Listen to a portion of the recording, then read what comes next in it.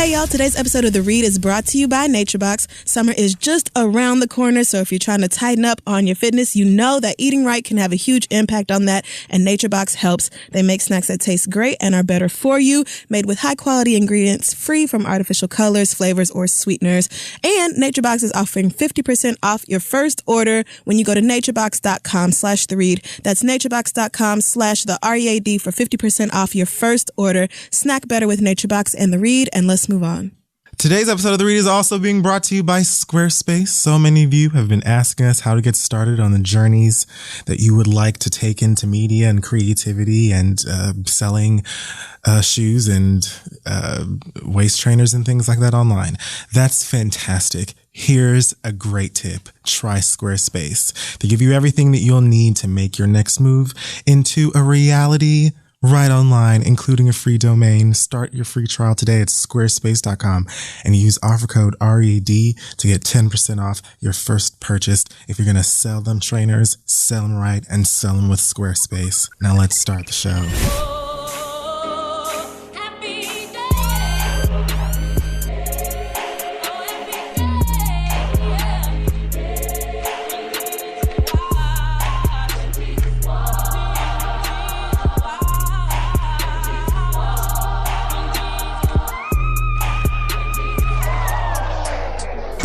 Bright light. Wow. Okay. Animal Farm? I don't know it. Bright light. You gotta do, okay. Give me First another. of all, that was something that I just came up with in seconds because I did not have anything else. And this is the first thing that came to mind, which means that really it should be incredibly easy. Gremlins. You just don't watch movies. The Gremlins. Yes. Thanks, Google. Anyway. So I got it. I am Ronstoppable. Okay, and I am the Lady Gamecocks. Sure. And this is The Read. Welcome back to another episode. First for us. Right, it's a little different this week because I don't see you. Right, you are clear across the country. In another time zone. It's 5 o'clock here. Oh, wow. See, it's knocking on my bedtime over here, so. It's actually quite warm. The sun is out every day. Rub it in, my nigga, because. It's just kind of like a gentle breeze that kisses you on the right places of your skin and just says, welcome. I mean, are you telling me that you're not coming back, or that's what this feels like? Chances at this point are pretty slim. I actually went to a great fish spot earlier today and met some. It was actually called The Fish Spot. If you're ever in Mid City, I suggest you go and check it out. It was fantastic. But the people in there were from Brooklyn. We found out, Asante and I, and they said that they had just come out here for fun once and ended up opening a shop, and here they are. And that fish. That salmon pasta that I had was smacking, so I don't think they're going anywhere for a while. So that inspired me to start my own journey of never coming the fuck back. So, I mean, and it was 50 degrees and raining all day, so I can't. Congrats. So you have that. I don't blame you. And yeah, so we'll start. Okay, well, fine. Do we have a Black Excellence this week? Sure do. Black Excellence this week goes out to a young lady by the name of Afoma Whitethorpe. A 17-year-old senior at Morris Hills High School in New Jersey.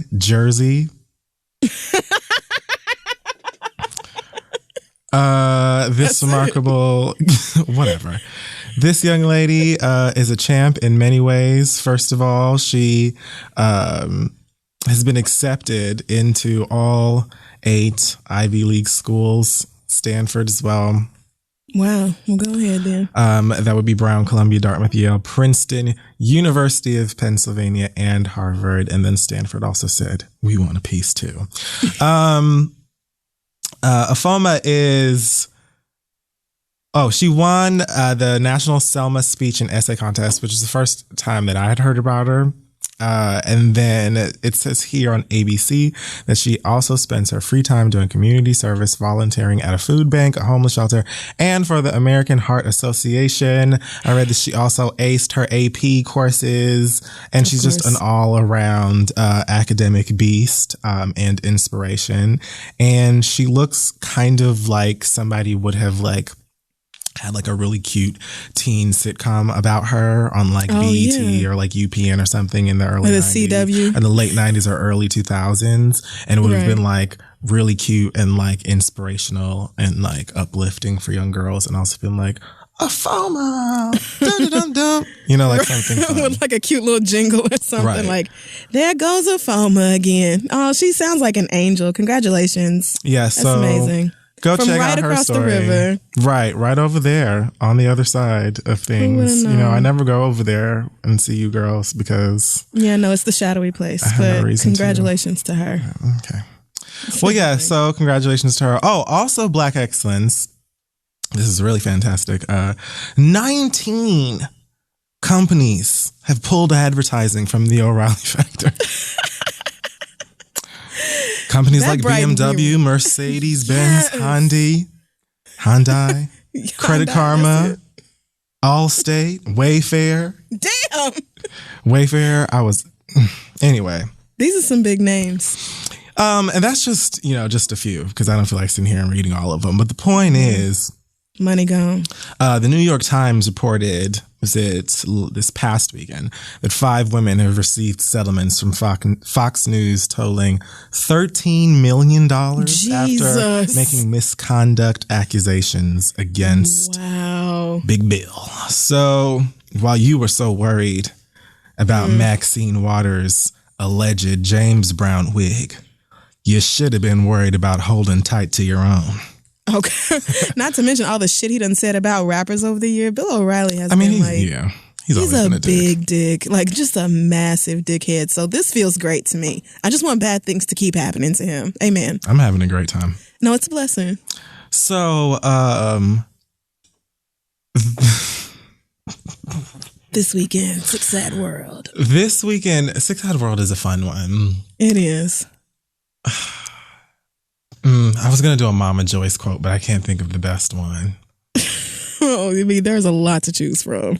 The weed out here is great. You can't hold anything against me. Like, so you're high as shit right now. No, you shut your mouth. Anyway, so you probably had edibles and weed. I had my business is what I had, and you had yours. I knew it. You've been eating all kinds of treats. Anyway, so let's start with these topics first and foremost. Today is 4/4, which is the anniversary of Beyonce and Jay-Z. And while I don't particularly care too much about that, happy anniversary to them as well. The story, though, Beyonce related, is they are saying that this Lion King movie... Oh, that's where this was going.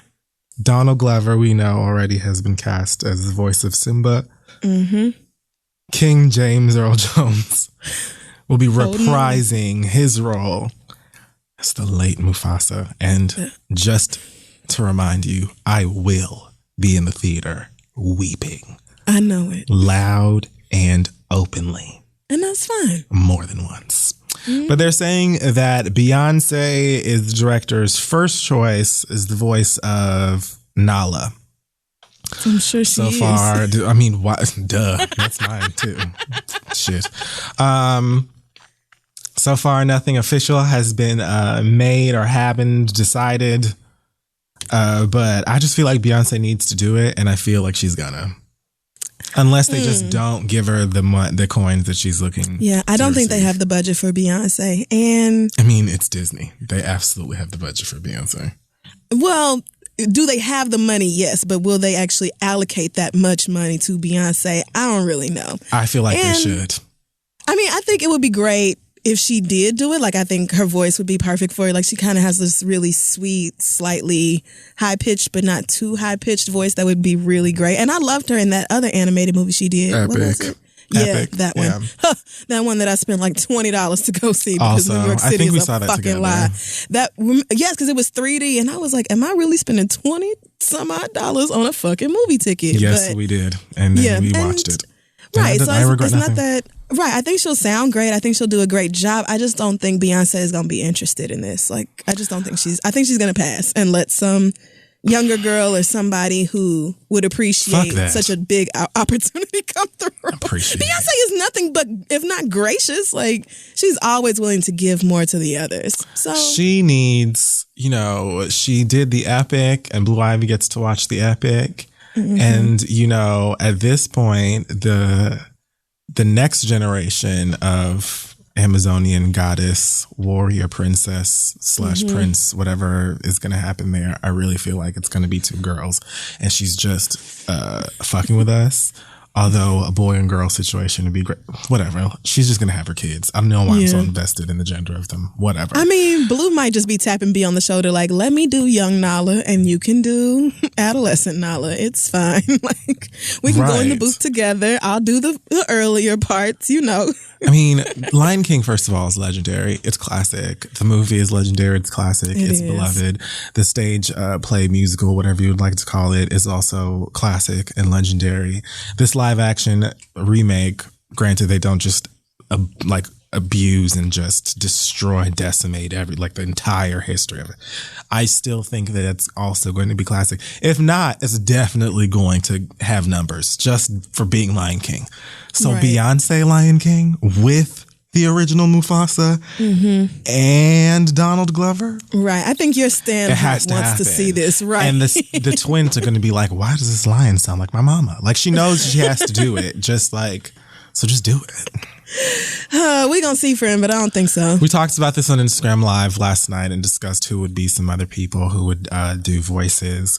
We got some great suggestions. Everything from Chance the Rapper, Zazu. Initially, I think that someone suggested... who was the first suggestion? It was terrible. I don't really remember. Jocelyn? I don't remember. Somebody else. God. There was also... Deezus and Mero was Timon and Pumbaa. Oh, man. Nene Leakes as Pride Rock. And... You ain't shit. I said Leslie Jones as Whoopi Goldberg's hyena. I think it was Shenzi. Okay, but who's going to be Scar? That's who I thought you was going for with Nene. Oh, hell no. Nene doesn't deserve. Pride Rock Scar is iconic. Scar, I mean, I felt like Idris Elba, but Idris Elba already did Shere Khan in the Jungle Book. Yeah, it's too similar. Maybe. Damn, that's a good one. Mahershala Ali, you think so? I think he could do Scar. That man could literally do anything. He could put out an album of him reading cereal box labels. And I would do it. So let's talk about how I saw Jesse Williams at the Grove yesterday. You are so fucking famous. Famous? What? I just happened. He was just Jesse there. Williams at the Grove. This is Los Angeles. You just see people. We were at the fucking Grove because I needed some things. And I don't know. We were just standing in the middle of this shopping mall place that's really pretty.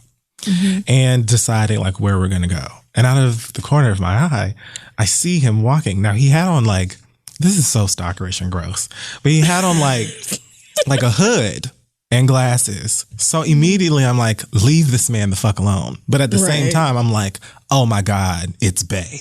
And so before I could even say anything, Asante and I have a way of spotting the prizes at the same time. So as soon as I saw him, Asante was like, is that Bae? And I was like, oh my God, it is. And then I just kind of started tossing him around and shouting, act natural! And making a complete scene. Sounds like you. But there was no actual interaction with him because I decided to, leave that man the fuck alone. To chill and out, allow him to be great and hope that my presence didn't ruin his day. But I just thought that was something that was a story I should probably share. He's great.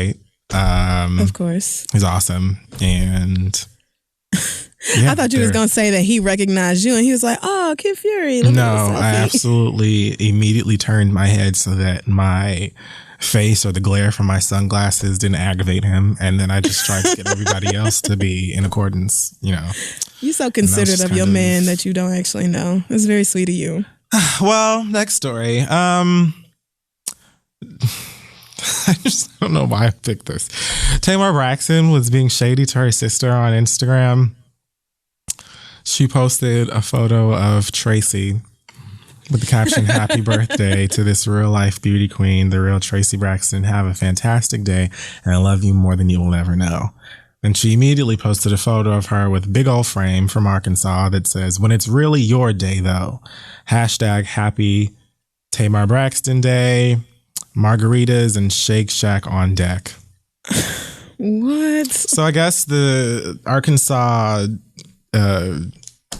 ballroom scene. I don't know who in Arkansas, like Arkansas. Okay. It's like some group in Arkansas. Wait, I was gonna say, what is this? So like the state of Arkansas. I don't know what it has. Like Arkansas. Are you okay, friend? Because I'm trying to figure out, like, is it like this? Like, was the mayor there? I don't know anything about this. I'm not trying to be shady. Arkansas has a Tamar Braxton Day. Why though? Right. So now you see why I'm trying to figure out how this works. But what a bitch! When it's really your day though, like, wow. And the really is in all caps. Right. It's in all caps. Like, what a bitch. So her nephew, who I don't really know if this is Tracy's son, I'm assuming he is, left a comment that said, "Low-key petty as fuck, auntie," shaking my head. And then she leaves an extended explanation that basically says, "Jesus, I didn't mean anything by it, just saying that I really have a Tamar Braxton Day after I imagined it and said what I would do. Block party soon to come on my Remy Ma shit, because there is no shade or harm meant by this post. But Arkansas did recognize me on this day, so why shouldn't I be grateful? I love my sister and I'm happy to share another birthday with her." And then the margaritas and Shake Shack are still on deck.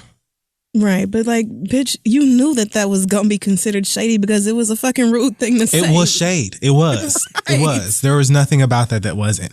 There were so many different ways that you could have said that if you wanted to recognize that you have a Tamar Braxton Day. You said, "When it is really your day," all caps. Right. Immediately after you said happy birthday to her. Right. Like, and then hashtag happy Tamar Braxton Day, like, just in case we didn't get the point. Like, fuck my sister's birthday. It's really my day. And so she does stuff like her. that all the time. I don't and then understand. wonders why people call her rude and shady and petty. Like, bitch, look how you act. I mean, they shade each other a lot, but Tamar is usually she's on one end. Like, she's either shading someone or one of them is shading her. Like, I never hear about the other ones coming for each other. It's Tamar versus. And that's what happens when you always the one kicking up mess. You are always in it. You'll never hear about Tracy versus Tony, the showdown. I'm never. And I just feel like, it's sad because even if I could not stand my brother, y'all would never know. Like, you would never, ever know, because that's my business. Exactly. But anyway, hopefully, whatever. They're sisters. It's family. They'll figure it out. Whatever. Who cares? Not just me. A mess. Just a mess. Karrueche is still trying to get Chris Brown to grip onto these papers, these restraining order documents. It says here that she has now hired a private agency to locate Chris Brown after law enforcement has failed to serve him, and he has refused to allow his attorneys to accept service papers on his behalf, according to reports. How can you do that? I don't know. I guess you're allowed. I don't really... I mean, it seems like if you're going to get served, then whoever represents you legally can receive these hands. Right. I don't... I guess. There was a court hearing set for this week, but it had to be pushed back because Chris Brown still doesn't have the papers. So I guess at this point, this means they're probably going to get somebody who looks like Masika or Lovely Mimi or somebody to act like they want to sleep with Chris Brown and then be like, "Here, nigga, bye." You know what I'm saying? And you can't do anything about it if you're mad because it's a girl. So you already in enough trouble with that. So at this point, they're going to hire a bottle service girl or exactly. A process server in disguise. Send her over to BCBG or wherever one of these play Fashion Nova and get her into a nice sickening little number. Yes. And have them documents right up underneath that third love bra. That's really... She going to BB because BB going out of business anyway. So right. She has to rack up on the 60% Absolutely. off and all that shit. As long and then as she going to Chris Brown's house with a bag of Coke and a mission. There it is. You're getting these papers. Like you're one way or the next. Yes. This is happening. So there's like it's still a restraining order, regardless of whether you sign them or see them or not. You still need to stay the fuck from around me. Like that's still. I'm sure they issued her a temporary restraining order anyway. Yeah, she's got that immediately, right? But she's been had that. She's trying to get like a permanent one. Like, don't you ever? And now he ducking and dodging it. Wow, this nigga. I'm confused because it's like you don't have to. You know what I'm saying? You could just leave her alone. You'll still have everything that you need except her or want except her. You know, but that's exactly how abusers act. I know, but it's like, let it go, bro. You know, it's not gonna. Yeah, like it's not like Karrueche was paying all your bills and without her, you just gonna be out here lost, like drifting. It's like at this point, won't you come? When they say that, you know how like when in church. Like in the end of service, when they try and save it, won't you come? Like, is there one? Won't you just come on down and just let that go? The Spirit has put on my heart. Because what are you?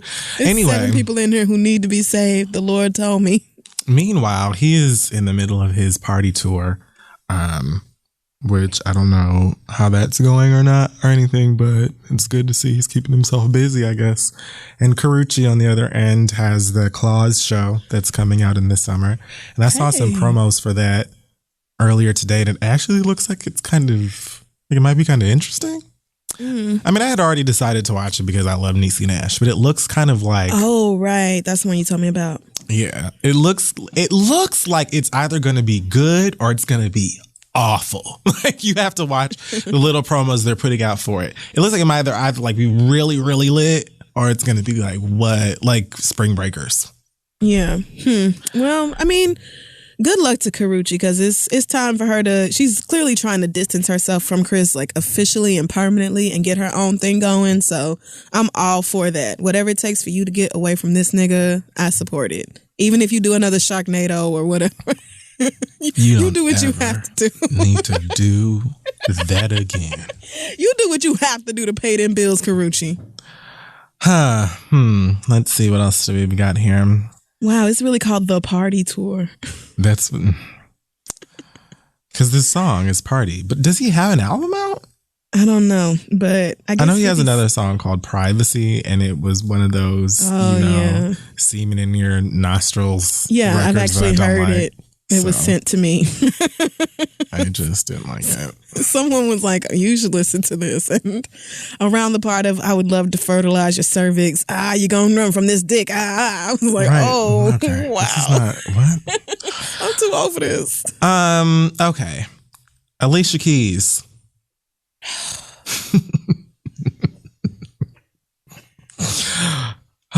Alicia Keys, this past Sunday, apparently, tweeted oh God. Did you hear about this? No, I did not. So Alicia Keys posted I don't know if I should start with the photo or with okay, I'll lead up. So the tweet says, "Our strength is in our differences. Our power is in our diversity." Typical Alicia Keys shit. "We are so beautiful, all of us. When we see each other, we see ourselves." What that means, I could probably spend a couple more minutes trying to decipher it, but it all went over my head because I didn't try. Yeah. The problem with this is that she then posted a photo of an allegedly Muslim woman in, now I think it's pronounced niqab. Okay. I do not know how to say that word. I, tried my absolute best. The HIJAB word? No, not that. That's no. This is almost like, it's not like a burqa, because a burqa is like when you're covered from head to toe and you got like a little bit of mesh or something over your eyes. This is niqab. like, Is that how you say it? I don't know how. N-I-Q-A-B. Yes. N-I-Q-A-B. Wikipedia. Whatever. We ignorant. The point is, she posted this photo, and it's this lady in that with her leg out, like her leg all the way up to about the middle of her thigh is sticking out with like, it seems like a ballerina shoe. Almost kind of like, you know, in cartoons when somebody would stick their leg out when they needed to hitchhike or something. I don't know. Okay. That's what the picture looks like. So, now again, very clearly, as you could tell listeners with my struggling of the pronunciation of this word, I don't know enough about this to really comment too heavily on it, and clearly neither does Alicia Keys, because she got into a shitstorm of trouble over it. First, that's her in the niqab. It can't be. I refuse to believe that. Oh, I think it is. No, it isn't. Because I've never seen anybody in one of those with their legs showing. I've never seen it either, and I just decided to leave this alone. I didn't want to get too heavily into it. I did like Google the word, and I read a little bit more about it. But again, that was like earlier today, and I'm not going to sit up here and act like I know shit that I don't. But what I did know immediately from looking at the picture was that people were going to be pissed. No. So. No, I think that's Alicia Keys in that. I refuse to believe that. Like, I won't accept it. I won't have it. No, nope. She didn't. Because that's just taking it too far. There's no Muslim woman who would put on I really do not think there's a Muslim woman alive. I even this picture. Zoomed into the eyes and was like, is that she's wearing lashes. Alicia Keys doesn't wear lashes anymore. Like, I'm trying to, I can't. You don't want to believe it. I can't, because that is even worse. Like, it would be one thing if you saw this picture on Tumblr or something like that and was just like, ooh, I feel so deeply about this. You know, the Jupiter is in alignment with my chakras, and my moon sign, it feels warm.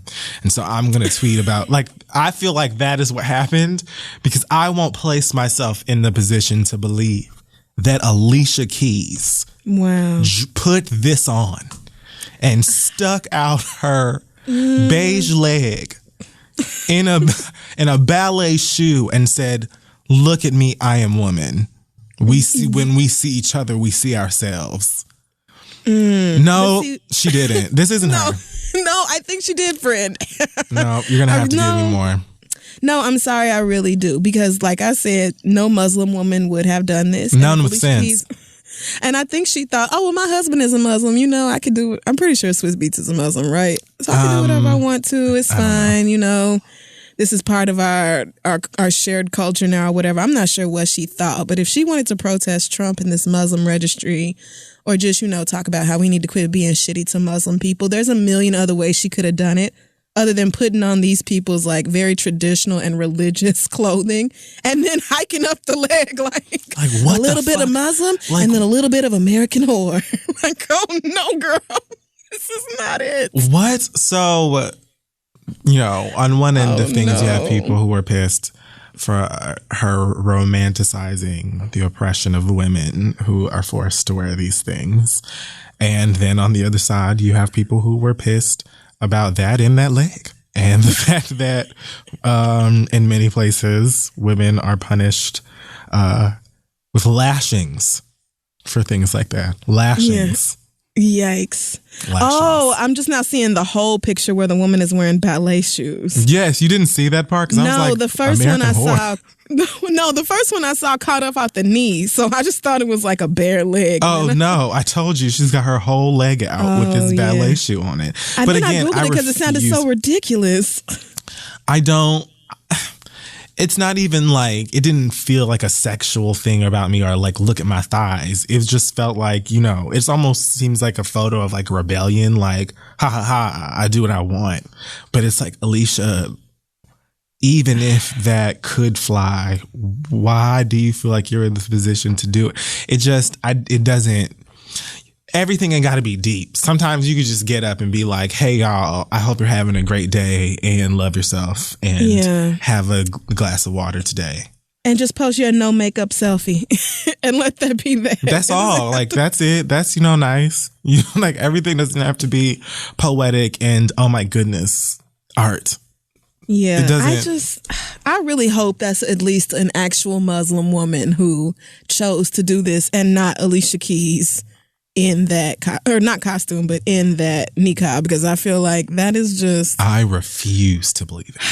I won't. What? Alicia could tell me it was her, and I'm still gonna say you're lying. You will be like, nah, bitch, it wasn't. I won't allow you got hypnotized. I make fun of her, and I laugh at Alicia when she's being ridiculous, but I'm not gonna let her go out like that. No, you didn't. Shut up. You didn't do it.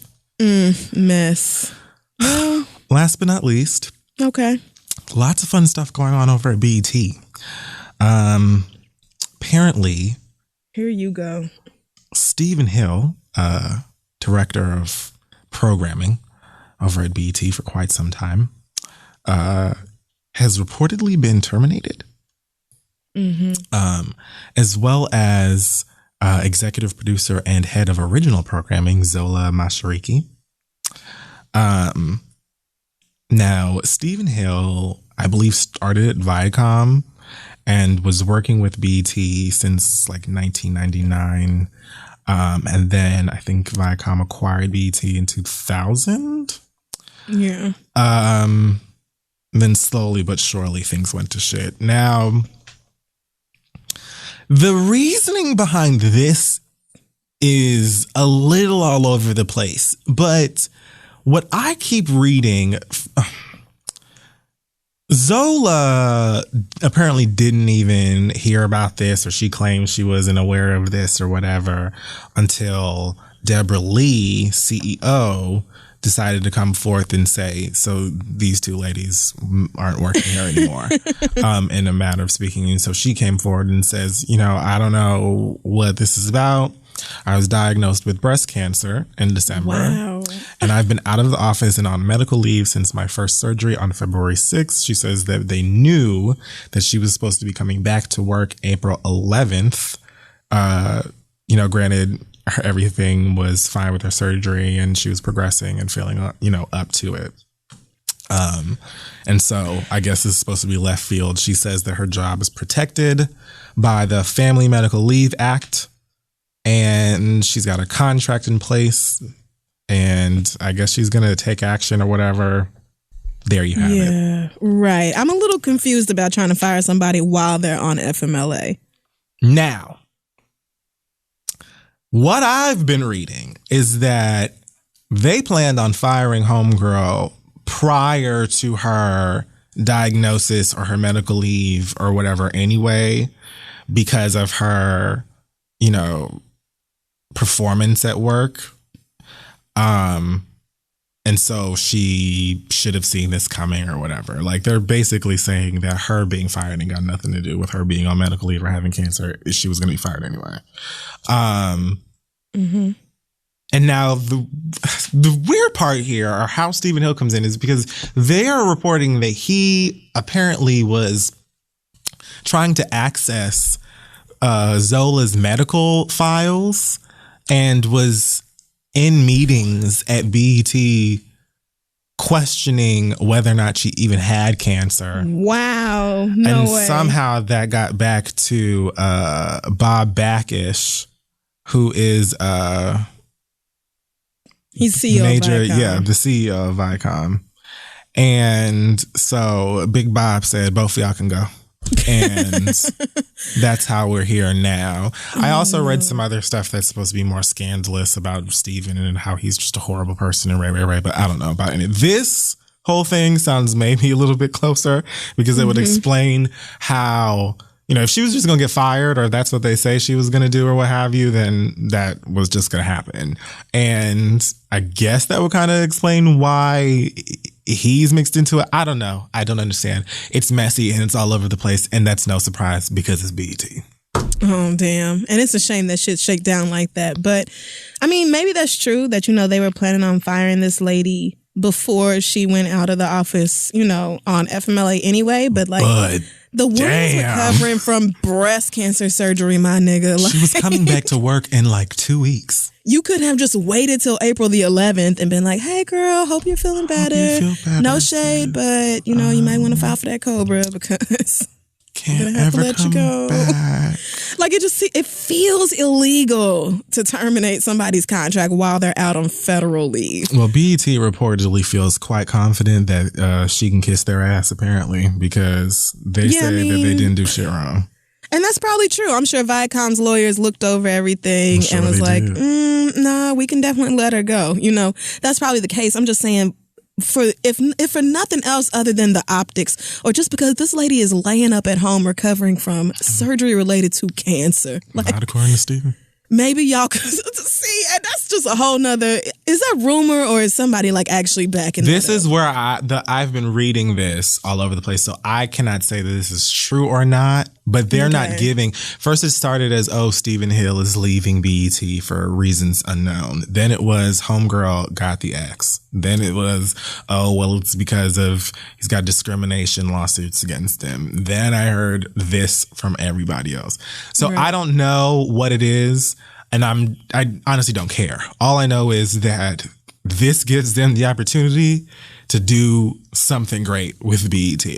In terms of programming.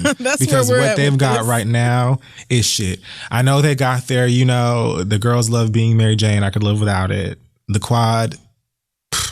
I haven't seen that yet. I haven't watched Rebel, so I won't judge. But they don't have, BET used to have programming that was important to, and I feel like helped to cultivate different facets of Black culture in real ways, in honest ways. Teen Summit, Rap City, Free and AJ on 106 in Park only. No 2.0, I was about to say that. 3.0, 2.5, none of that. Mr. 106, none of those. No Free Shad and Moss. AJ.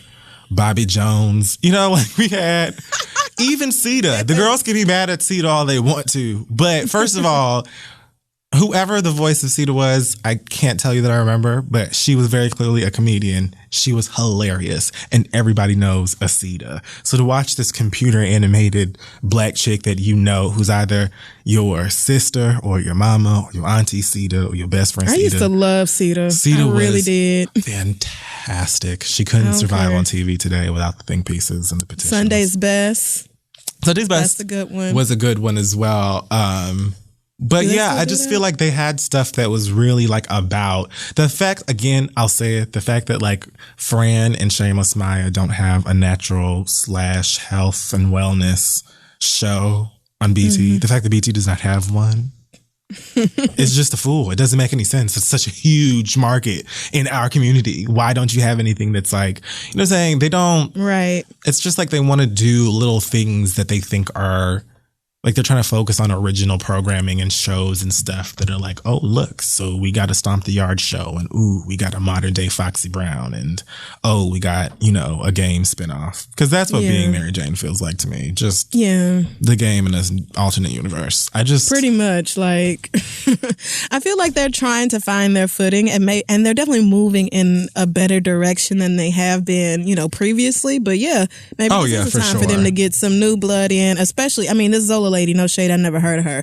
But Stephen Hill, I know, was the president of BET, or no, is that what was Stephen Hill's title at BET? Whatever it was, he was. I see now. That's what I thought she was, but he was definitely running shit. So, head of original programming. Oh, well, see, now I see why she was gone because you know what? Let me not do that, girl. Still, though, y'all could have waited till the lady came back from FMLA to let her go. Now, that's fucked up. If she found out through an email from Deborah Lee to everybody who worked at BET. Sitting at home in the bed, trying to recover her BlackBerry, from a life-altering, terrifying illness. Right. And it's now I'm jobless for whatever reason or the next. At the least, you could have waited for her to heal up and be able to, get up off of her ass and come into work. And be so girl, you feeling all right? That's fucked up. We got you a couple of mints and a juice. We went right around the corner to them little machines. They got them little pop machines at Viacom where you get yourself some seltzer water. Right. Can we bring you something else? This is just janky. No? Okay. Well, yeah, but that's fucked up. But yeah, like I said, if it means that we'll get better programming and actual stuff that will serve the community and have us looking great, you know what I'm saying? Or just at least doing something that I feel like we can be proud of. I don't really feel like I have any reason or need to watch BT. I don't feel like I'm missing anything on BT at all. And that just blows. You know what I'm saying? I'd love to be like, ooh, got to get home because they got me. Well, I think a big part of the problem is that, like, no matter what great ideas they might come up with, you still got to run everything past some higher level white men who think they know what urban youth want to watch or whatever. So maybe they don't totally have the freedom to do the sort of things they want to do. Like, everything gets greenlit by somebody higher than you. So maybe that's been what's holding BET back, but it just ain't been the same. Sure. I mean, whatever. I just really, whether the programming ends up being great or not, I've got loads of stuff on TV right now that I can't even keep up with. So I don't feel like I'm missing anything. So, did you see this Kendall Jenner Pepsi commercial? Why would I ever do something like that? You have to watch it, if only because it is so fucking terrible, my nigga. She's like modeling in a photo shoot or whatever, and she sees this random crowd of people outside protesting. A protest is the setting for this Pepsi commercial. And so she takes off her wig, hands it to like one of two black girls in the whole commercial. Nice. Goes outside, daps up a man with cornrows, hugs a Muslim woman, all this shit. And then, they facing a line of police officers. And so Kendall Jenner, white savior, walks up to a cop and gives him a Pepsi, and the cop smiles and everybody celebrates, because that's how you end discrimination and oppression. With Kendall Jenner high and a can of Pepsi. Like, just you have to watch it. A can of sugar and Kendall Jenner. It is so bad. The Pepsi don't have no black people in the room. My None. God. It is so bad. What an ass idea. I never want to see it. I just Googled it and I'm looking at like screenshots of it and I know I'm not watching this. It's like, why do you want us to hate y'all? Like, just leave us alone. When she walks up to the cop and gives him a Pepsi. And whose idea was it? I can't even fully blame her because she, intellect. I don't know how far that goes with that young lady. I wouldn't say very, but somebody at Pepsi had to have been like, yes, let's put this on television. And that person should be slapped open hand. This is why y'all need to hire people of color to be not just your assistants and stuff like that, but actually executives, people in the room reviewing content and saying, no, this is awful. This is racist. Go to Dre's job, Dre's firm on Blackish and hire them niggas. Because let me tell you something, Dre and Charlie would have took a look at this Pepsi ad and been like, do you want all of Black Lives Matter and Campaign Zero and every person of color in the country to like boycott your product? It's totally tone deaf. So I can't wait watch that when you get a chance. All of the protests this year with celebrity performances that are sponsored by Pepsi. Right. Like, I can't wait. And when have we ever seen Kendall Jenner out protesting or talking about what matters? Like, of all fucking people, God, ugh. I've seen Kendall Jenner go to church on Easter Sunday with her stomach out and bell bottoms like she Daphne from Scooby-Doo. While her sister got cleavage popping and shit like that. Y'all wearing bodycon to Easter. What a dumbass. Bunny ears and shit. Oh, I can't. Nah, fuck it. Fuck all of it. Fuck everybody involved. That's all I've got for this shit topics. Whatever. Break. Let's just okay. This week's episode of The Read is being brought to you by Blue Apron. For less than $10 a meal, Blue Apron delivers delicious quality food courtesy of over 150 local farms, fisheries, and ranchers across the U.S. right to your door. That's right. You can just hop online. With Blue Apron's freshness guarantee, you can be sure that every ingredient in your delivery will arrive ready to cook, or they'll make it right. And if you enjoy cooking, hold on to those recipes. There's nothing better than revisiting your favorite Blue Apron meals from months past and recreating them with your own twist, like I like to do, because, I don't like nobody telling me what to do, so I doctors up. But they give you the right skeleton and the right recipe, and it comes out delish. They sure do. Some of the meals this month include spinach and fresh mozzarella pizza with olives, bell peppers, and ricotta salata, sweet and sour salmon with bok choy, carrot, and ginger fried rice, baby broccoli and fontina paninis with hard-boiled egg and arugula salad. Woo! Big words, delicious food. Is no wonder Blue Apron is the #1 recipe delivery service in the U.S. So find out this week's menu and get your first 3 meals free with free shipping by going to blueapron.com/theread. That's blueapron.com/theread. You'll love how good it feels and tastes it. Create incredible home-cooked meals with Blue Apron. So again, blueapron.com/theread. It's just a better way to cook. Let them know we sent you, and let's move on. Okay, so we're back, and it's time for listener letters. Yes, send your questions to asktheread@gmail.com. We just may read them aloud on the show. We got an update from the lady last week who was emailing us about her sister-in-law's graduation at Liberty, and Trump is coming to speak. Yes. And all that. So she sent us a response and said, before I heard y'all's response, I was texting my sister-in-law about the ridiculous hotel prices for that weekend. And she said that graduation morning, I can hang out with her mom because her mom is not going either. That was all the pass I needed because if her own mother isn't fazed about not going, there's no need for me to be. At all. So dilemma solved, but I wasn't going regardless of the information about her mama. LOL. Thanks again. Love y'all. I'm glad it worked out for you, sis, but you're right. I wouldn't have set foot on that campus on that day. It just wasn't going to happen. No matter the fuck what. All right. So our first question this week, let's see. There's somebody asking you about a vanilla fleet recipe, but I had a feeling you would not want to read that. That's not going to happen. Here's a question from Jeff. You know Jeff. Jeff is Jeff. And he said, I recently got back into watching Sailor Moon, and I remember Kid Fury talking Crystal into watching the series. Oh, I remember that too.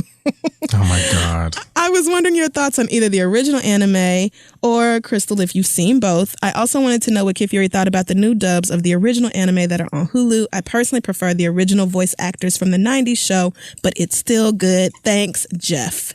Hey, Jeff. So, what? So have you seen the new dubs of the original Wait, anime? the other question was for you? Well, no, it was for both of us. Your thoughts on either the original anime or Crystal? I don't know if that's like a version of it. I'm not sure what that is. The new one is called Sailor Moon Crystal. Okay. So I prefer the original one. I just liked it better. I don't know. Maybe it's because that's the one that I watched when I was a kid and I grew up with it and I've known it my whole life. The new one is pretty to look at. It looks more like the manga, like the book, like the drawings or whatever in that. I can't watch it in English. Usually I don't care. I'm not one of those people who feels like, oh my God, anime is only good in Japanese, or I don't give a shit. Like if I can get through it, great. Right. But it sounds so stupid in English, the new one. Like, it sounds so dumb. Oh, Lord. Kind of like the new Powerpuff Girls on Cartoon Network. I hate it. I can't do it. I don't like the way, I won't get used to it. So no. But it is nice to look at, and I like that it's shorter. Like, they're getting through a lot of the story quicker than they would have in the old ones. Because anime that I watched when I was growing up, it took them like 30 episodes, like a whole season of Scandal to get to one fight that you knew was going to happen from the second it started. It was like, or to get through it, or for Goku to finally show up and help them. Like, so that's the best I can give you. Well, I don't really know because I did try to watch Sailor Moon. I found a bunch of them on YouTube. And it took so much for me to suspend reality and get into that show. Just the main one, the Sailor Moon girl, she just was always doing the most. And she was so obsessed with Tuxedo Mask. And she just was like 14 or 15. Right, no, and I get it, but she was just so annoying. I just wanted to slap the shit out of her. Although it did get better when she met like other Sailor Moon hoes and like the lesbian ones started coming. The lesbian ones started like flirting with each other and shit. And so I liked and then the Queen of the Niggaverse, Queen Beryl, Queen of the Niggaverse. I loved that they actually called it the Niggaverse. It wasn't the Niggaverse. It might as well have been because it sounds just like that. So, you know what? I might go back and watch Sailor Moon all over again. You do just that. Just to get into it, I'll find out what Sailor Moon Crystal is. Both of them are on Hulu, the new and old. Just so I can answer the question. So thanks, Jeff, for that. Our next one comes from a woman. Well, Lord. Oh, God. Some of y'all are really going through some shit. I don't want to. So here's a question from, she calls herself a lurking black woman. What? She says, my sister and I saw Furious Thoughts live in Dallas. It was amazing. Thanks. I'm in a little bit of a pickle, though. I've been stuck on my ex for 5 years. It was an embarrassingly short relationship, which makes this all the more awkward. Our breakup wasn't that bad, but the aftermath was horrendous, and I indulged in one too many vices and even gained about 50 pounds. I've tried everything to get over this guy, including moving to the other side of the country. My friends got me to try dating again, but to be honest, I can't really get into it. I would find someone nice, but after a few months, I'd go missing in action. After a while, I felt bad about ghosting on these decent men, so I stopped. During this time, I got a master's degree and did a fellowship in Ethiopia. I got a new job, right? I got a new job that I love, lost the majority of the weight, and I really feel like I'm in a good place. Good. This past weekend, I was in the same city as my ex. And contacted him about meeting up. He told me he was busy, but that maybe we could link up. I was so excited and thought this was my chance to get closure, but of course I never heard from him again. To be really honest, I was really hurt and still in a bit of a funk. I want to get over him so badly, but I don't know what else I can do. I don't want to be that creepy, lurking ex-girlfriend. I'm not sure how he feels, and I've caught him lurking a few times, but I think it's safe to say that our feelings aren't mutual. I need help to move on. Any advice would be appreciated. Love, a woman who cannot stay off her ex's Instagram. Girl. So they broke up 5 years ago. And I think it's pretty safe to say that they didn't date anywhere near, 5 years worth. It wasn't 5 years worth of a relationship. So what do we have for her? Let's call her Helga. Oof. Gee, that's a... Hey, Arnold ass name. Well, I can't really pronounce her real name, and I feel like she would not want me to say it out loud. I guess, you're going to have to... I'm sorry, I just saw a screenshot of the new Mama June, and she looks like she's on that movie Ants. After her gastric bypass. She's ridiculous. She really is. You're probably going to have maybe to block him on Instagram or something. Like, you really need to just condition your mind to think that he's dead. Or maybe, not dead, No, that helps. Missing. He got sucked into a wormhole and he's never coming back. Whatever it takes. Dead is fine with me. It always works for me. Dead. So you never, are going to see him again. It's never going to happen. You have to just commit to, the fact that is done. It's not going to happen. Nothing's coming out of it. And you're better off, doing bad all by your damn self so that you can rebuild whatever confidence you need in yourself to date if you want to, and date or have a healthy, and happy relationship or whatever. But that shit ended 5 years ago. It didn't last long, as you said, so it wasn't meant to be. So let it go. I don't know what's so special about him. It's probably dick, because it always is. But most men have one. So you just or you can just, use other things. I don't know what to tell you. You know what I'm saying? What is it? I'm trying hard not to say get over it, because I really hate when people say that, but it's something that you really have to just say, look, that shit is not gonna happen. And keep this in mind. If it wasn't that long, then you probably didn't even really get to experience what it would have been like to really be with this guy. You know what I'm saying? Because she didn't say how short the relationship was. No, she didn't. But she said it was a relatively embarrassingly short. So I'm guessing less than 6 months. All right. So that ain't shit in the grand scheme of things. Of your life. It's nothing.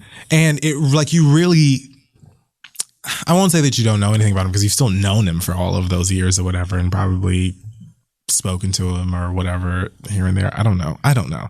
But there's a great chance that you would have ended up in a relationship with him longer, or even if you had gotten back together, there would have been a moment where you would have looked at him and been like, I actually hate you. Like, I didn't, know that at this point because we didn't spend enough time together, or we didn't really get to that phase in a relationship that, I would have known this, but I don't know. Yeah. Like sometimes that relationship may not have even been what you thought it would have been in the long run, and it wouldn't have because it's done. So just let it be done.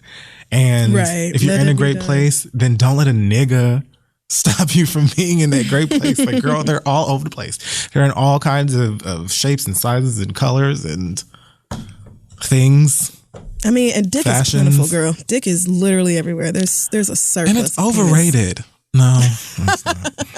It can be. Probably most of it is overrated. Most of them are. Because the thing about it is, it's just, you have to sometimes remember that sex is intimate. It doesn't mean that every person you have sex with should be like, so what are we? Drake poetry. It's just something that enough of it, or maybe even just one time in the right way, is just like, ooh, this person is what is this? So, or that one who just knows what he's doing. What? Ooh, okay. So you have broken down all of these walls. My walls.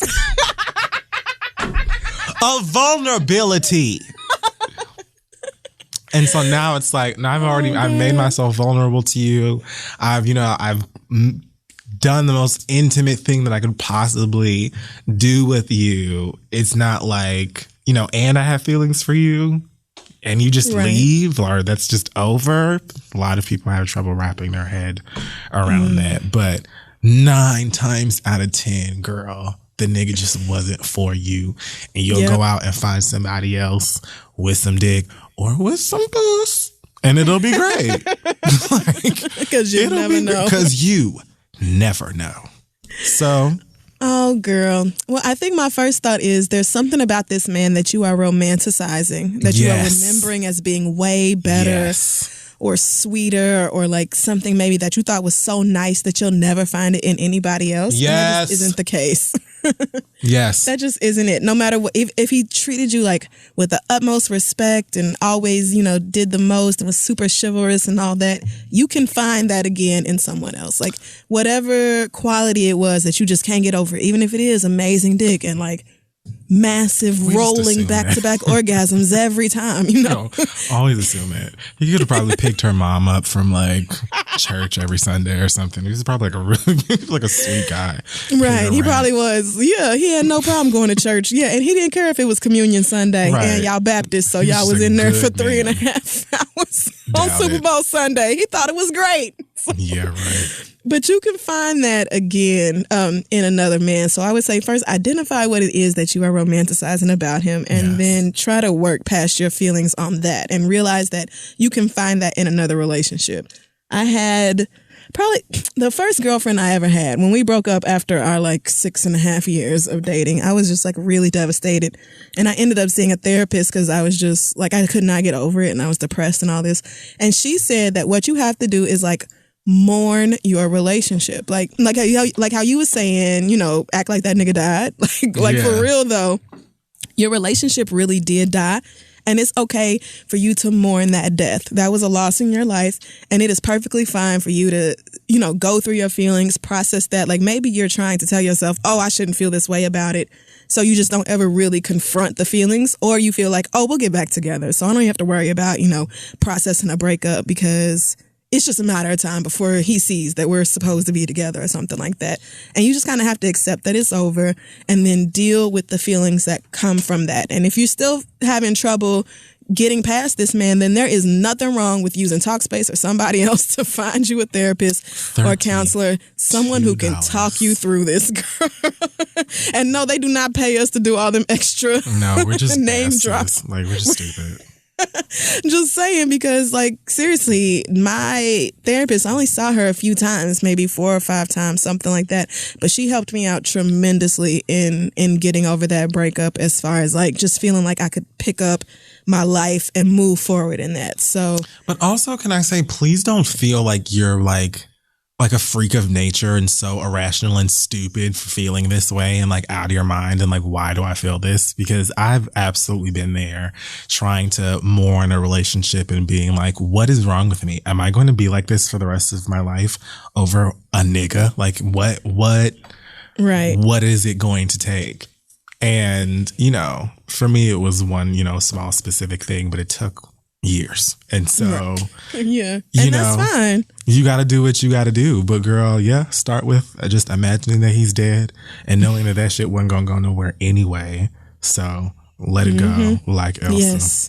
One day you will meet somebody, or maybe, but you know, the goal is to find a relationship where you both feel the same way about each other, and you're just going to have to work through the feelings you have about this other relationship before you can be ready for another one. So good luck to you. Our last question comes from Vladimir, who says, that's a fake name. This is more of a question for Kid Fury, but Crystal, please chime in too. In my city, there's a dude going around calling himself the DL detective. Jesus Christ. He has a Facebook group set up where he basically baits and exposes quote unquote straight men around the city as being gay or bi. He'll get a guy to come to his house or something and secretly record or take pics of him there. Then when they find out, he threatens to post the video if they don't give him money or other things. He claims he's here to help women who've been dogged, but it's obvious he just does it for personal gain. The crazy thing is girls come to him all the time with requests to expose their baby daddies or boyfriends, but a lot of the time he just does it for the hell of it. I'm not in the Facebook group and have no desire to be, but I've seen videos on Tumblr or Twitter where these dudes will be crying and begging, asking him not to expose them, and it's really fucked up. One of the most recent posts on his page was a guy I went to high school with. I'm not sure how he's still baiting people because it seems everyone knows about him and who he is. Recently, there was a post going around that he finally got caught and beaten up for exposing these men, but I don't think it really happened because he is still posting videos. Even though this guy is usually right about these men not being straight, my question is, how do you feel about other gay men publicly exposing men on the down low? We see it all the time with celebrities and public figures, and while I'm all about living in your truth and being honest, I'd never try to force somebody to come out or publicly embarrass them. Thanks, guys. Love the show and cannot wait to see Furious Thoughts this summer. Vladimir. Well, you know, there's just got to be something severely wrong with you, I think, if you are dedicating any amount of your time to doing some shit like that. Like, it's just sick and it's weird and it's thirsty, and that person is probably really broken and fucked up and past needing his ass whooped, probably needs medical attention, because I just don't see what, there's nothing about that is like, oh, well, I'm doing this for y'all. It's not your place to. You know what I'm saying? Even if you're talking about some old trifling ass niggas that have, you know, a girlfriend or whatever, and they running around doing their dirt, that's awful. But it ain't your motherfucking business to be going around like you're somebody's motherfucking Nancy Drew or whatever, and be trying to lure people into your Candy Bird sex dungeon and try and put them on Facebook. Like, for what? Not your Candy Bird sex dungeon. For what? And you're allegedly blackmailing people. So I don't even know how you are legally still doing this. Like, what? Right. I don't understand how this person hasn't been reported, or like how. I mean, I doubt law enforcement gives a shit. I really do. I doubt they care at all. Depending on where you are. Okay. Well, I mean, I don't really know if there's anything that can be done, you know, in terms of that, but all I can say is I've never heard of this person before. I don't know anything. I'm not really surprised that there's somebody that would do some dumb shit like this, but I just feel like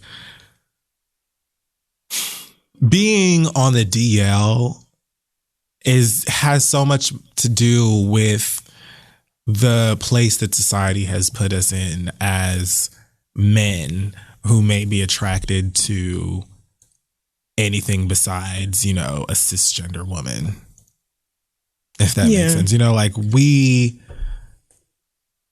placed ourselves in this, not ourselves because I didn't do shit, but we, you know, are in a position that still fucks with us, especially men of color, black men especially, from certain areas of the country and world. And so to prey on that and be like, oh, well, I'm doing this for sisters. You're not doing it for no motherfucking body. Like, right.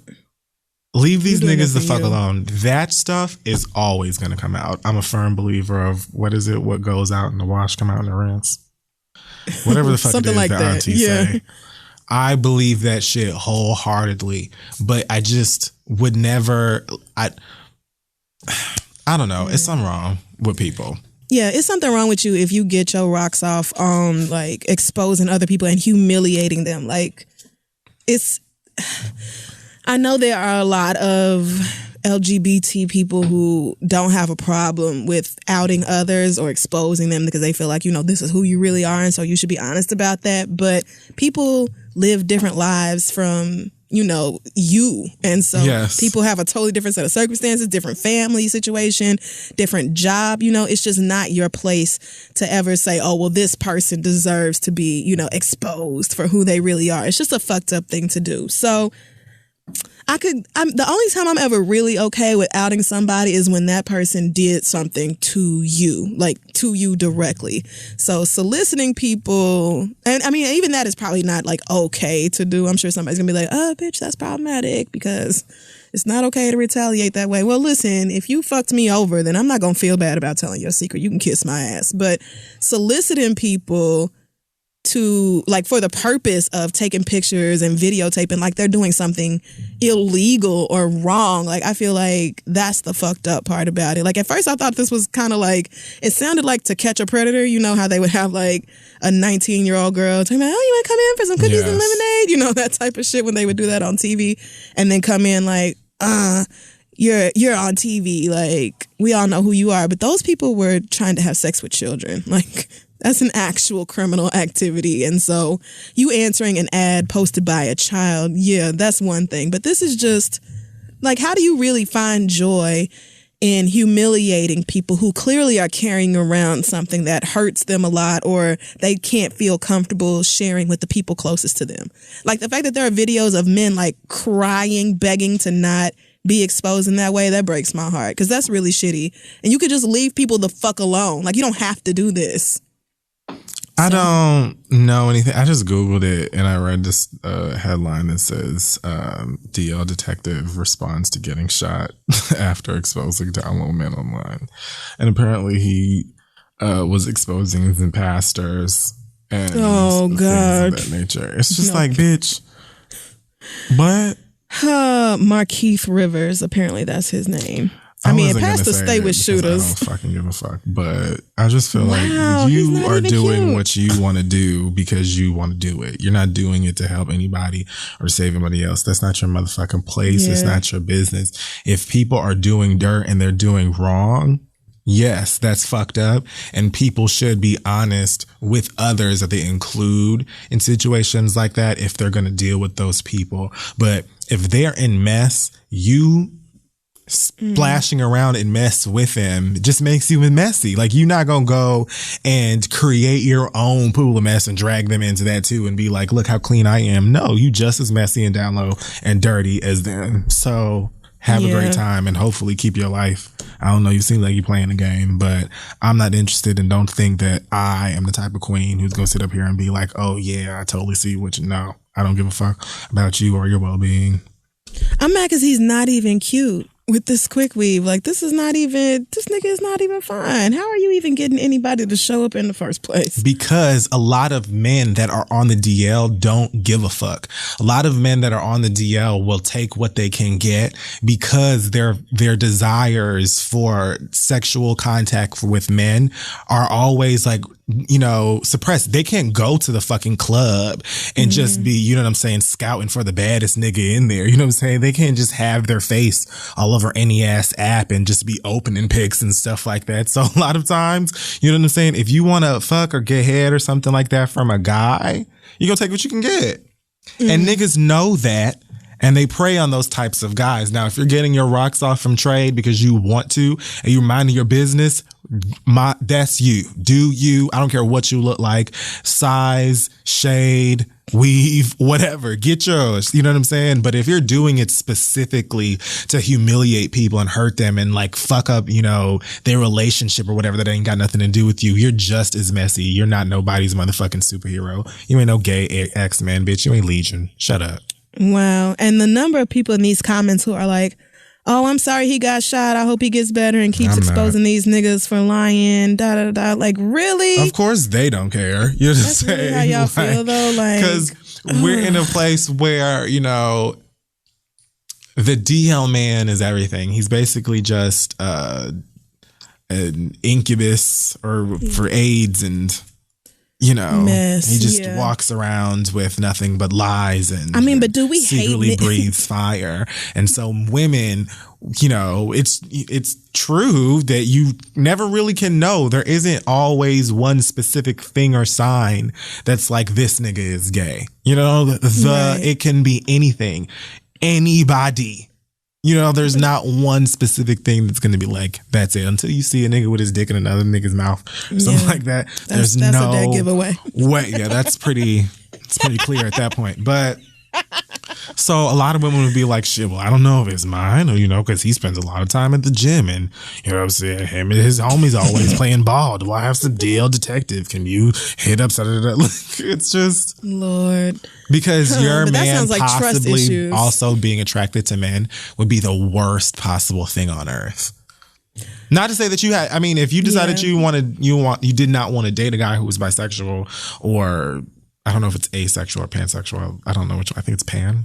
Whatever. Yeah, the one where you're just attracted to like vibes or spirits and not necessarily genitals. Yeah. Anything but heterosexual. If you have the desire to date who you want to, in my opinion.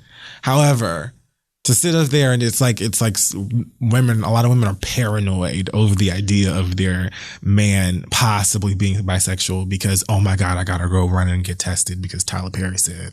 So, you know, like I just, whatever. But straight men leave y'all with kids and STDs all the time. Every day.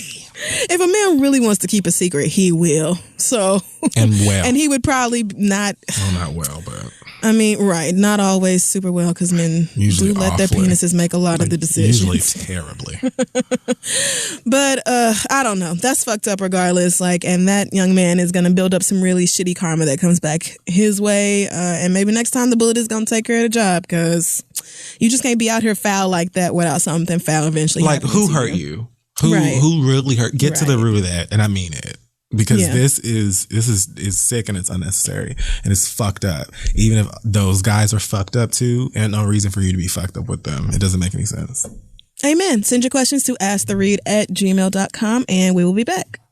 Hey y'all, remember this week's episode of The Read is being brought to you by NatureBox. If you are looking for a tasty snack to get you through those small cravings you have throughout the day, NatureBox is creating better snacks to give you that satisfaction. If you're having Netflix and chill by your damn self, like I like to do, then remember that NatureBox snacks are created with high quality ingredients that are free from artificial colors, flavors, or sweeteners, so you can feel great about binging on Chewing Gum Season 2 while you binge on Sriracha Cashews or Vanilla Bean Wafers or Nutty Power Clusters. I just like to say Nutty Power Clusters. And all kinds of snacks, whether it's sweet, salty, savory, whatever it is you're looking for, they've got it at NatureBox. Yes, they do. Don't forget the sweet and salty nut medley, my personal favorite to say and enjoy. There are new snacks each month inspired by actual customers and y'all's feedback. So if you ever try something you don't like, NatureBox will replace it for free. Save 50% on your first order by going to naturebox.com/theread. That is naturebox.com/theread for 50% off your first order. Eat well and live better with NatureBox, and let's keep going. This episode of The Read is also being brought to you by Squarespace. We thank them for supporting this week.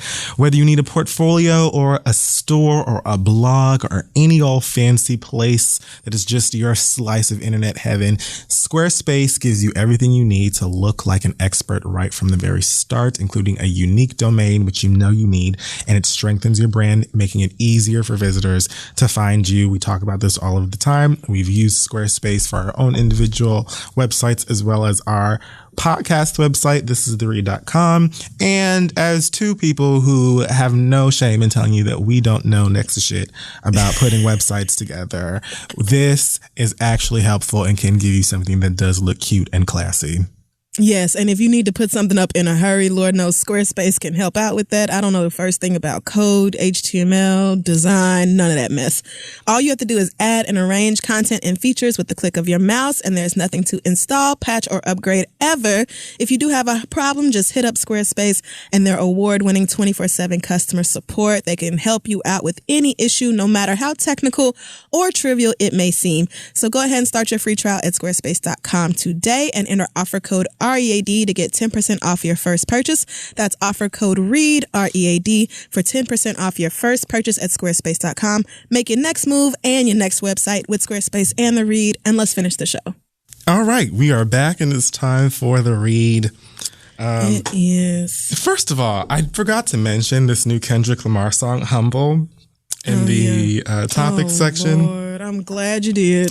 I actually love this song a whole lot, but it's been under fire from lots of women who are PO'd by a couple of lines in the song. Now, I heard TMZ was clickbaiting people saying that, you know, the little bitch thing he says in the hook was supposed to be misogynistic. I don't believe that that bitch was directed towards women. No, not at all.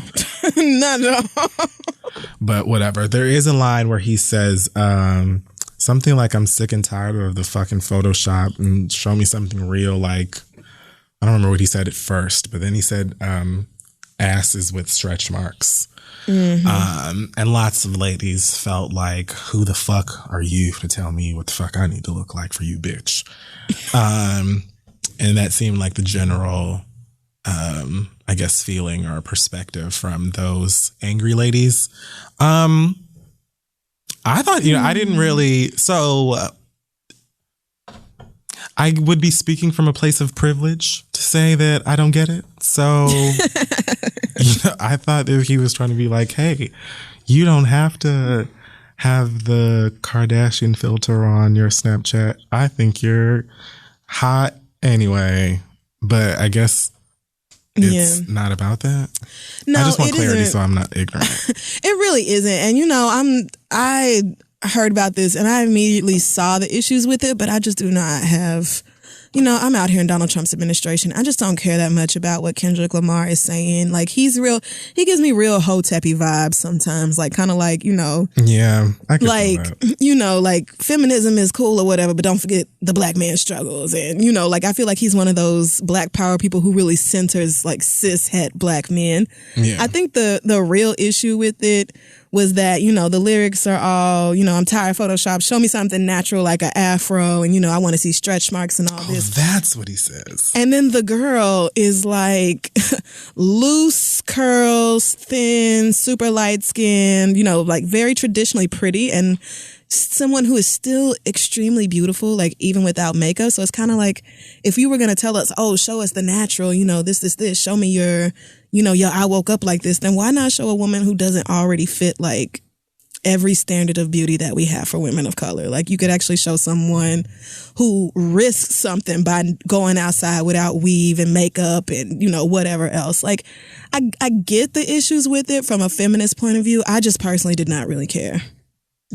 Got it. Well, that gives me a bit, because I felt like I got the majority of it, but I felt like I was missing a link there. Right. I mean, and as a man, we just really do not need you to tell us what to look like. Right. When men are the ones who created these impossible beauty standards for women to fit into in the first place. So it's like, just shut up. We just don't need it. I like the song. I mean, right. No, that's the thing. Like, the song still knocks. So, and I don't care. Like, we play it at Apple and I'd be bopping right there. Like, hey, da, da. You know, I see the issues with it. It's just not something that I feel inclined to devote my energy to. All right. Well, let's do these reads then. Do you have one? Man. I do. And it is about your fave, Rachel Dolezal. Fucking bitch. So this bitch is on a press tour for the book she wrote as a not black woman. You know, in this country. But because she is not black, we are actually paying attention to what she has to say about blackness. And that is shade. And I don't care if y'all take it that way or not. But Rachel did an interview with, I believe, Salon.com, talking about how in 2017, it is easier to be transgender than transracial. I hate her so much. And said, Caitlyn Jenner's story came out almost simultaneously with mine, and it was this kind of comparison. What's not similar is the stigma right now. There was stigma in the past for sure, and that still perpetuates, but there's more stigma for race fluidity than gender fluidity right now, and I don't think anybody would deny that. It goes on. She continued to say, there was a time when we did call transgender and even gay and bisexual people crazy with mental health issues and all these clinical terms, just stigmatized and rejected them. Maybe we will evolve and grow, and racial fluidity will be a thing in 20 years. And she hopes inclusivity expands to all people of all stripes. Jesus. Oh, God. So, I cussed her out when this story first broke back then, because I knew, and one of the things I addressed back then was the parallel y'all was trying to draw between being transgender and being transracial. I hate, okay. No, she's actually the worst. I hate her. I would love to just be here and be like, how much do we hate Rachel Dolezal? I have all day. Right, we could do that. Because she's up here in these Dookie Brown braids, and I'm just like, no edges at all. There's no baby hair situation at all. Like, this shit is at the root of her fucking scalp. It is just white scalp and then braids sprouting from it. Like, what are you doing? And every time I look at her, every time I'm like, who thought she was mixed? Like, she must have been going to these meetings in bronzer, with her hair set in rollers and all this. Had to have been. But like I said a couple years ago when we first did this, yes, gender and race are both social constructs, but race as a social construct, the way it is constructed, means that you cannot move back and forth just because you feel that way. It doesn't work like that. You actually have to be born of someone black, have black ancestry in order to be black. It does not go outside of that. Transgender is a whole totally separate issue. It's dealing with something else totally different. It has nothing to do with what your gender is not hereditary. That is, I'm going to just boil it right on down to that. You do not inherit your gender from your parents. You have a biological sex, most of us, male, female, they're intersex people, whatever. Like, most of us fall into one of those 2 or 3 categories, but gender is a wide-ranging construct, and it can be several different things for several different people.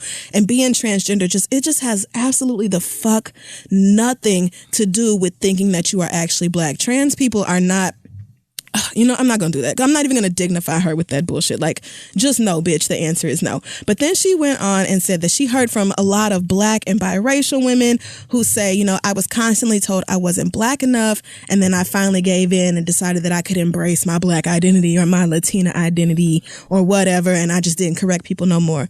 Those are people who still have a biological, as in from their parents, or direct ethnic lineage to those identities. Those are black people, black Latinas, people who live in Latin countries, therefore they are Latina. Like, that is just not you.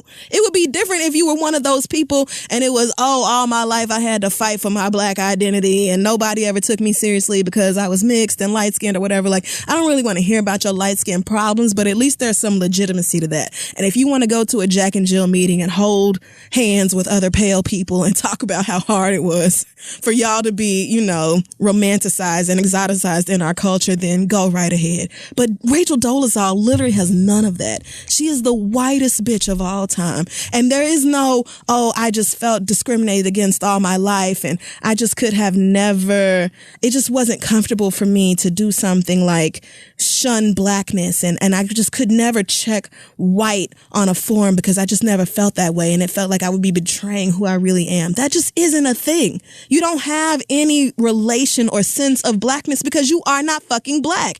It's not a construct in the way that you can say, I was born into this body, but my brain is something else. That is not that because you don't have a black brain. Blackness, and so when people are like, So that's what I really want to talk about. So first of all, fuck Rachel Dolezal for comparing her bullshit to what trans people actually go through. Like and for you to be like, oh, well, the stigma is way worse for transracial people like me.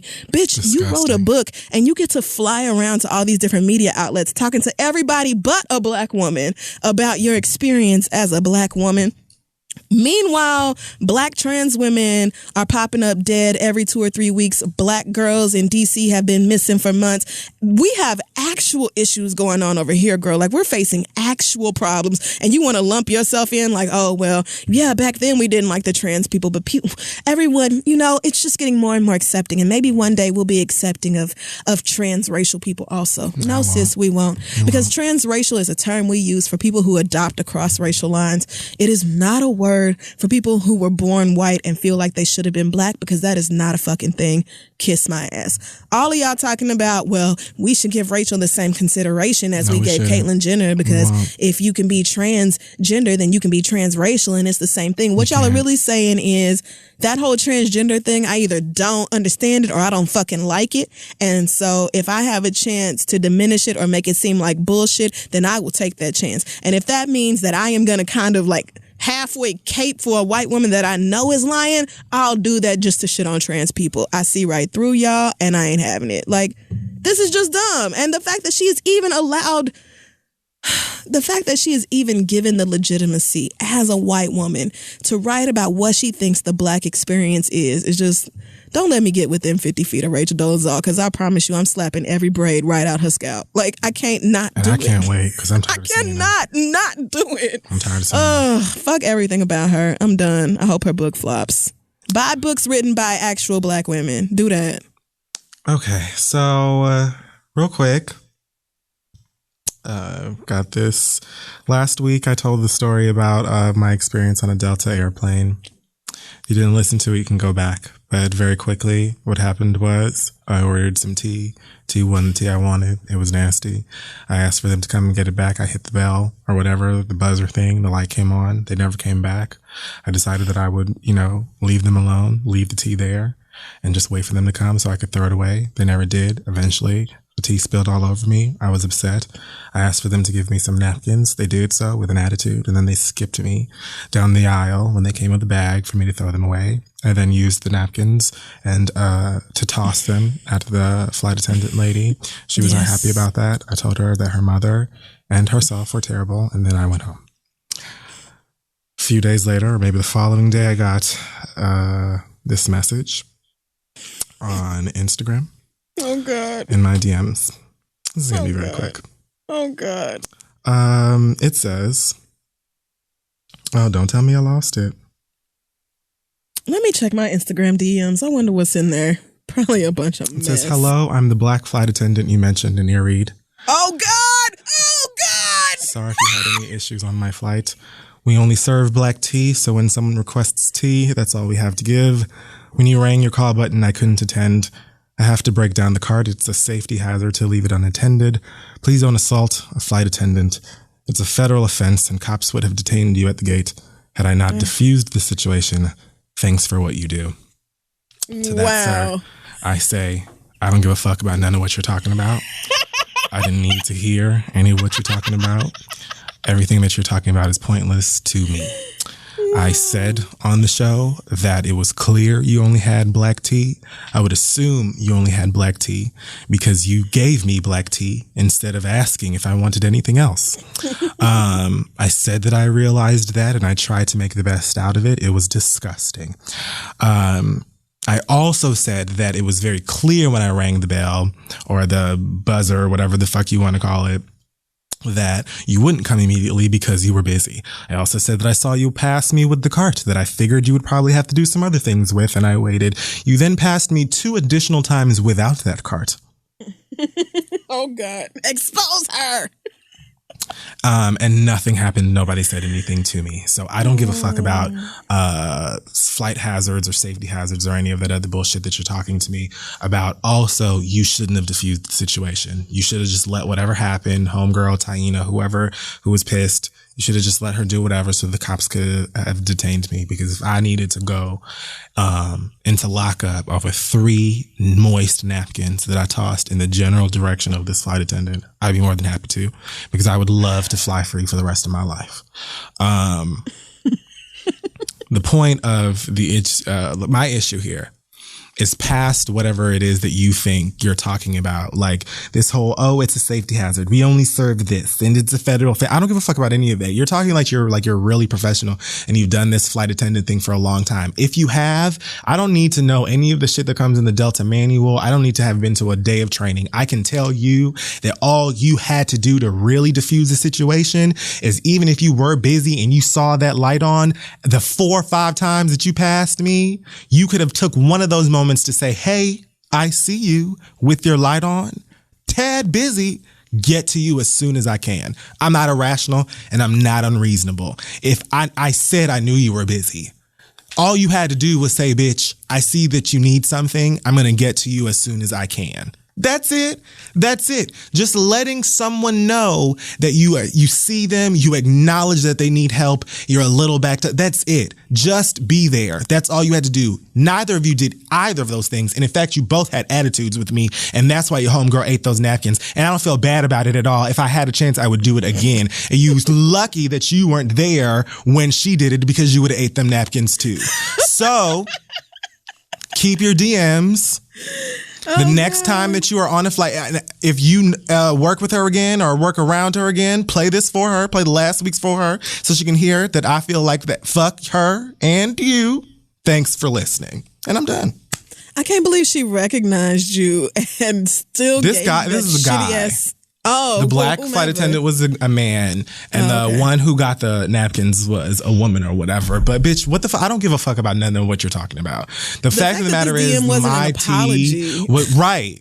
Like, what are you talking? I said on the show that I realized that you were busy, and I was trying to be considerate of that, even though you are hired to help me on a flight that I paid to be on. But past whatever little, things that you read in the fine print in your little booklets and pamphlets and things like that, it all boils down to just common fucking courtesy and saying that I should, hey, I see that you need help. I'll get to you as soon as I can. That's it. That ain't got nothing to do with being a flight attendant. You could have been a flight attendant. You could have worked at a park. You could have worked at a pool. You could have worked at the gym. You could have worked at Applebee's. It don't matter. Just be like, hey, I see you. That's it. You didn't want to do that. And so what happened, and you can fight me. So that's it. I'm done. That's assault. We could have had you arrested and I diffused the situation. Do it. You should have. You contributed to this situation, my nigga. And the fact that you recognized him and y'all still decided to, y'all must have been like, let's see if we can get on the read this week. Probably. And here you go. Wish granted. And if I had the chance, like I said, I would have done it again. I feel bad about nothing.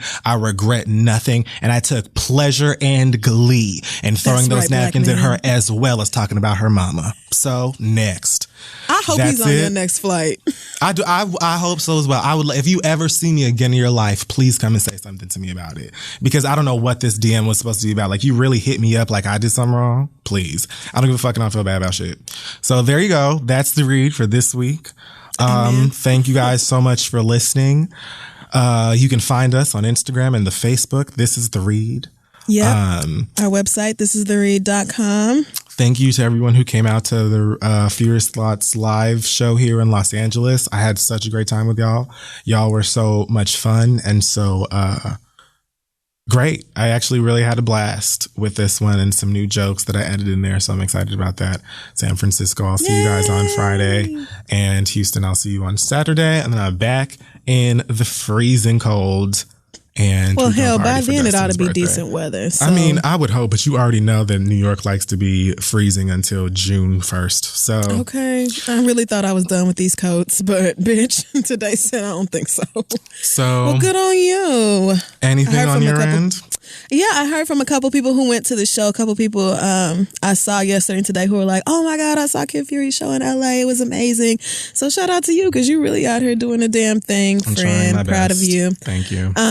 Thank you to Jet Magazine and Time Magazine for your write-ups on us and the show and your top 50 greatest podcasts lists and all that. Thank you for all that recognition, so on and so forth. And I don't know. I feel like that's it. Do I have announcements? Not really. Nah, I'm good. Do we have an acronym this week or? Yes. The acronym this week will be, no, I don't have an acronym this week, but I will say keep climbing. In the words of, a very fancy place that a company where things fly. I was trying to be witty and it didn't work. Oh, I don't know. I thought it was going to be like a Hezekiah Walker lyric or something. I thought you was about to bust out into a gospel show. No, so, the point keep is, rising. If you see me on your flight, don't ever in your life. Okay, I don't make it a habit of trying people who serve because I could never do it ever in my life. Ever. And that's no shade. I just know that I'm not built for that. And I could never handle somebody who's even a fraction of me. That's why I try to be fair. But don't get out of pocket with me and don't have an attitude with me. And definitely don't think that you're about to come into my little social media things and check me, girl, because I don't give a shit. Right. And then turn around and hit me up on Instagram you were wrong. You did not do your job the way you should have. Period. Point blank. You ain't got nobody to be mad at but you. Or she ain't got nobody to be mad at but you. Because you the reason that I was covered in tea and the reason that she had attitude with me in the first place. But actually it's her fault for skipping me and she knew that she was doing that. And you lucky that didn't actually call Delta and let them know what happened so I could have sucked up them good miles. I'm a gold medallion bitch myself and I would love nothing more than to be platinum. Expedite my process. But I left it alone. I could have made it a big deal myself. I diffused my own situation. How about that? See you next week. Take a screenshot of that thing though, for real. Oh, I will. A federal offense. I wish I would have. I would love to sit in the pokey over that. I'll do it. So please. Yeah, call Delta and be like, your employees came and found me on social media to talk to me about a flight. I need to be platinum, sky medallion, bad bitch status. After I had scalding hot tea covering myself over their lack of professionalism. Bring it. All right, y'all. See you guys next time. Bye, guys.